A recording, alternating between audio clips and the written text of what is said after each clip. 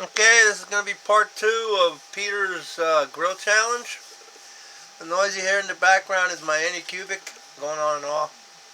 I'm printing a golden fold character from Rick and Morty.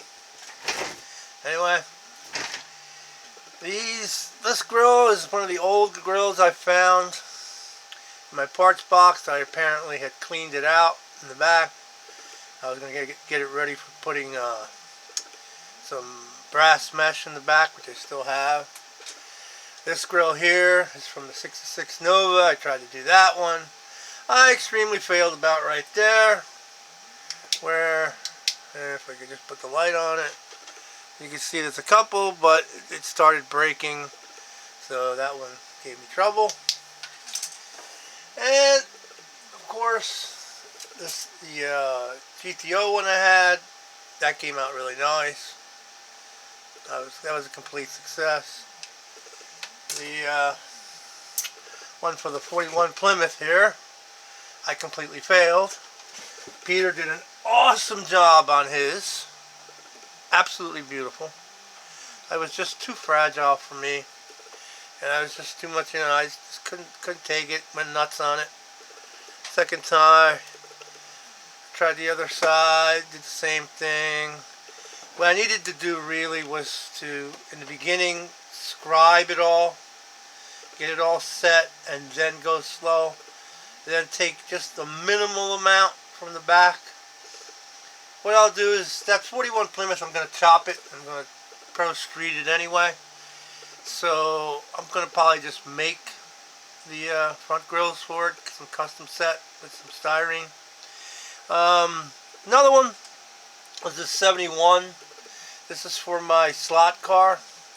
That came out pretty good, not too bad, but I did get a little overzealous and I broke a couple bit right here. Kind of overheated it with the grinder and warped it, but for the slot car, it'll work great. It looks good, so it's not too bad. The other one I was doing was a 32 Ford. This thing came out not too bad, but it's not really usable on the car. It is so thin. I mean, it flexes. You can just touch it and it flexes. But it's not bad. This is a patience thing. This takes a great deal of patience and a great deal of skill with your hands, which is why I like this challenge. It was a great challenge. I also have this AccuPro grill, which I'm going to use. And that'll fix that problem with that. Another good one would have been this 57 grill. The thing is, when you choose one of these, try to choose one where the slats and the ones horizontal and vertical are deep enough so you can, once you get to the back of it, you can pop them open without them completely disintegrating. That was a mistake I made on that other one. And this is one here in the parts box that I had taken the lights out. It was for a Charger 500, the old MPC one. They came with the Dukes of Hazzard version. Sometimes you would get this grill with it as a spare. And this one I took the headlights out, and I'm planning on probably lighting this one. So I'll just redo this whole thing around. And, well, I got the Dodge one, which is almost done, as you can see. And I'll do a couple more and then show it to you when I'm finished. But in all reality, there are other modern ways of doing this. There's Model Car Garage, which has the photo etched versions of these. This is for a Roadrunner and a GTX, and I have two of them. Bought a long time ago when they first came out. I also have a Performance Detail Products one here, and it's for a GSX for replacing the grills. They're perforated. They look pretty good. So I also have this kit, and even includes key fobs, keys. It's pretty cool. I also have a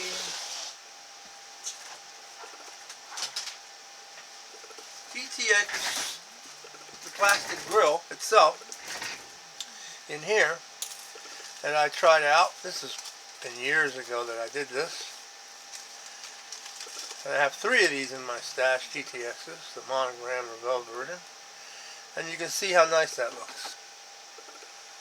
And now with the, Molotow and other chromes out there, you could actually go over this and put in the headlights, put in the GTX emblem, light this. It would be really beautiful. This is an excellent, but still, even with this, you need to be able to get all this ground out, and you need to be able to glue it together. That still takes skill to put it all in there. So what I'm going to do is I'm going to use my pick here that's for cleaning airbrushes and get through to this.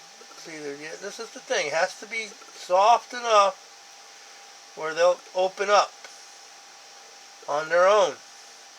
You don't want to put too much force pushing in, because you will break one of the slats off, and that will just basically ruin you. Another good way to get these little slats started, so you could put this in to be able to open it up, is to take a pin vise and a small drill and get in here and just drill a pilot hole and drill another pilot hole on the other side.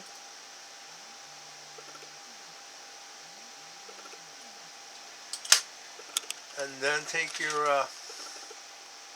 airbrush cleaner here, put it in the hole, and gently go at it and continue to take it the whole way out. And sometimes it just peels right back without harming anything. And if you feel any resistance where it's too much resistance, then sand the back a little more. You can see where the points are. Sand the back a little more and continue. As you can see, I sanded the back. I used the toothbrush sander that I made, and you can barely see that there's just a little bit of more light going through that plastic.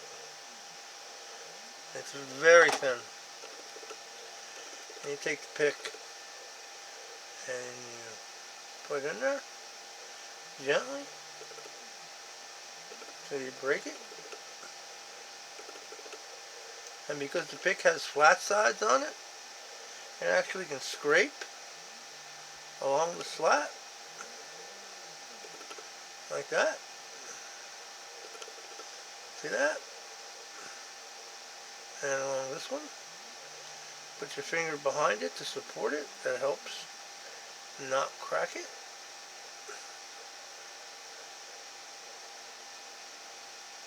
And as I continue to do this, to see how I clean that one out right there. A little harder. There you go. And you can see how that came out. And then continue doing the rest. I'll finish it, show it to you, and we'll do some final thoughts.